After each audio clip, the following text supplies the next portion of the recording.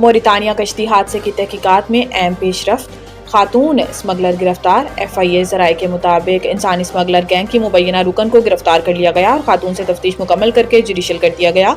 ज़राए ने बताया है कि मुल्जिमान तफ्तीश के दौरान अपने और बेटों के इंसानी स्मगलिंग में मुलविस होने का एतराफ़ किया। मुल्जिमा अपने 3 बेटों के साथ लोगों को बैरून मुमालिक भेजने का काम करती थी, जबकि मुल्जिमा का बेटा खावर 10 अफराद को लेकर कैरियर के तौर पर सेनेगाल गया। FIA ज़राए के मुताबिक मुल्जिम खावर इससे कबल अप्रैल 2024 में भी सेनेगाल गया था। मुल्जिमा का एक बेटा हसन इटली में है और दूसरा बेटा फरहान वाक़े के बाद से मफरूर है। मुल्जिमा को एक रोज़ कबल गुजरात के नवाही गांव झोड़ा से गिरफ्तार किया गया। मुल्जिमा के मोबाइल और बैंक अकाउंट तफसीलात भी हासिल कर ली गई हैं। याद रहे कि जुमेरात को अफ्रीकी मुल्क मोरितानिया से गैर कानूनी तौर पर स्पेन जाने वालों की कश्ती को हादसा पेश आया, जिसके नतीजे में 44 पाकिस्तानियों समेत 50 सार्गिन वतन हलाक हो गए।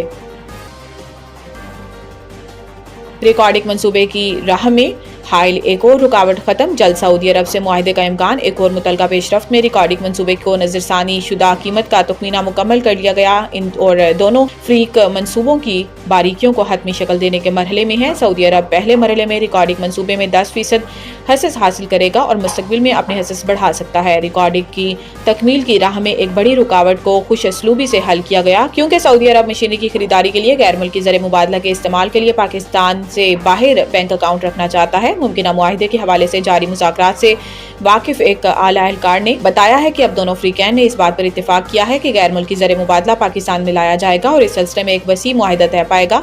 रिकॉर्डिंग माइनिंग कंपनी RMDC को बलूचिस्तान के लिए लीवीज की भर्ती और अदायगी के तरीकाकार की जिम्मेदारी दी गई है।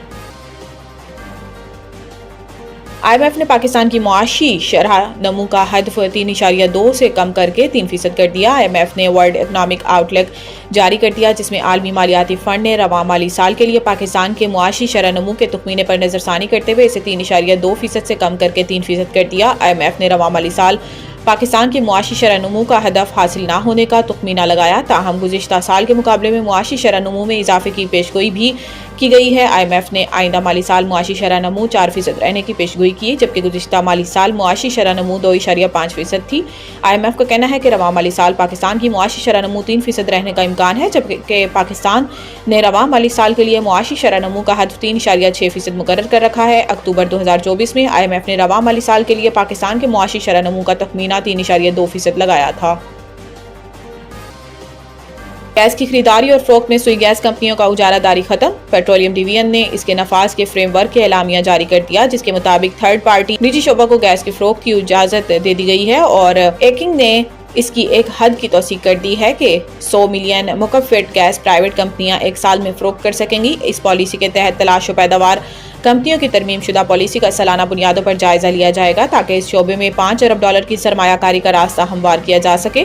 काउंसिल ऑफ कॉमन इंटरेस्ट 26 जनवरी 2024 को तरमीम शुदा 2012 की पॉलिसी की मंजूरी दे चुकी है, ताकि तलाश व पैदावार की कंपनियों का हक होगा कि वो अपनी पाइपलाइन का 35% हिस्सा थर्ड पार्टी को फरोख्त कर सकें, जिसके पास ओगरा लाइसेंस होगा।